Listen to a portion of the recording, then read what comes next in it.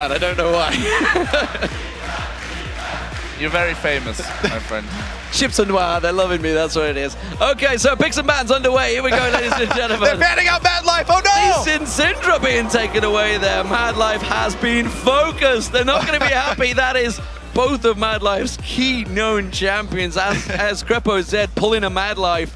The fact that Blitzcrank at Thresher off there. Look at MaDlife, he's not happy. He's just like, well, what do you want me to do? He was cracking up at first when he first saw them. But yeah, they are targeting the AD carry and support roles. Basically, MaDlife's like, all right, then I'll play Vayne and you can take some other support for this one. Oh. No, is it going to be Annie Brand? It is, it's going to be Annie Brand. That was one of the combos that was pretty heavily favored last time around, and actually it looks like Team Ice are going for the double AD. So this is a big strategy by both teams. Obviously the range advantage with Ice, but there's a big kill lane in Annie Brand. Yeah, it's going to be fire versus, I guess purple is sort of the theme on this other side, if we want to stretch it. But this fire lane, actually I believe it was used in competitive play in Korea. Monty will correct me if I'm wrong, but I think Frost and KT Rolster used it, actually. And one of the teams won with it. I think it was Rolster that won. So the great thing is, of course, that you've got masses of stun going in there and some really focused damage, especially when you get to level 6. And that, okay, game number 1 showed us that maybe we're not going to see too much level 6 play in these games. The second one said, okay, we probably are going to. And I think in the 2v2, when you have to get 2 kills rather than just the 1, but it could last a little bit longer on that.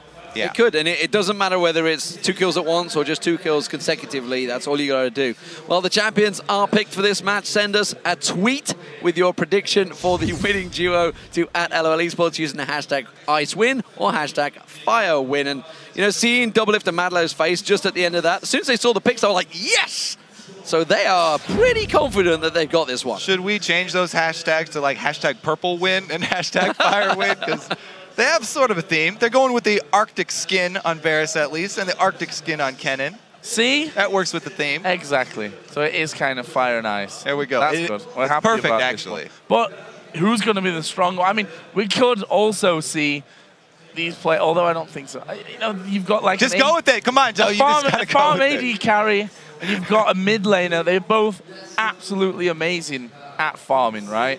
They could well just sit back and farm to 100 faster than the other. Maybe what they do. I think the fact that they've gone for ice and fire theme comps tells me that the chance of fighting a lot is high. And if you are in an Annie Brand lane, you're looking to kill somebody. This is a stun lock lane. Annie sets up Brand very, very well. Usually Brand's combo is extremely hard to land, and that's why he's not taken. Diamond dancing around Bjergsen there.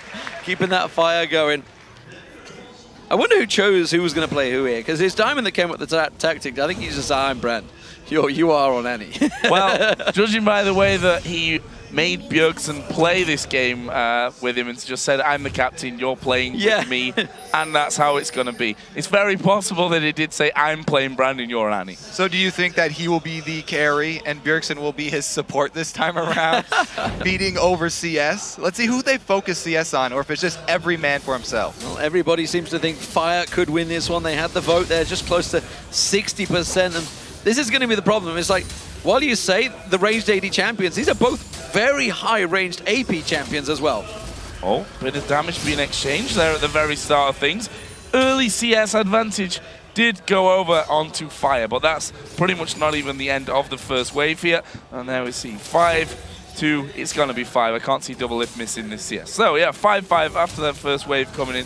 Pretty decent job on that one. Bjergsen has a stun worked up here, so they need to be a little bit careful. Positioning around these minions is extremely important, especially for Team Fire.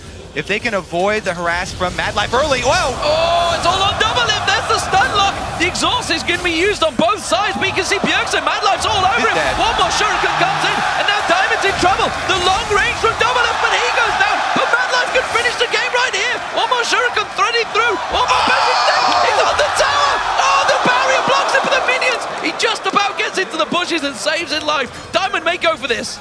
Absolutely insane stuff here. That would have ended the game, whether that was MaDlife going down or Diamond going down. So very, very close. Healing relics are about to come up.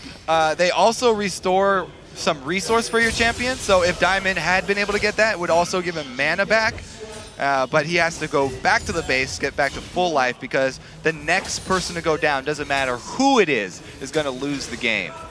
So MaDlife actually stuck around from this one. He decided not to recall out and get himself back up to full HP. So he would be the obvious target, a little bit more mobile, but if you can chain those stuns onto him, it doesn't really matter how mobile you are. Summoner spells as well. Bjergsen still has flash, so there's still a flash stun possibility for him.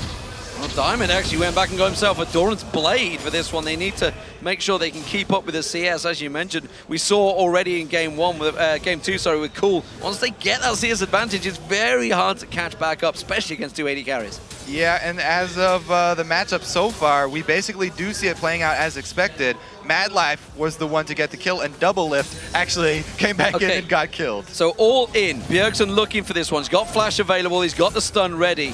Surely they can pop someone on ice quicker than ice can return the damage. The 80 carries need time to build that damage up. Diamond also has a Doran's Blade on top of his red elixir. True. So the auto attacks from Brand are going to hit pretty hard as well.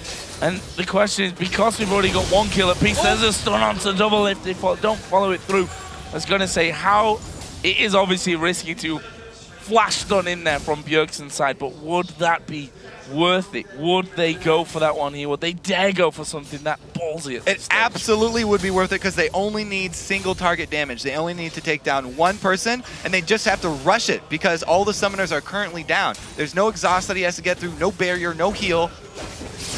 Oh, that's good poke. Diamond's actually taken very low. He's got aggressive on this one. Doublelift's on him, but he gets locked up.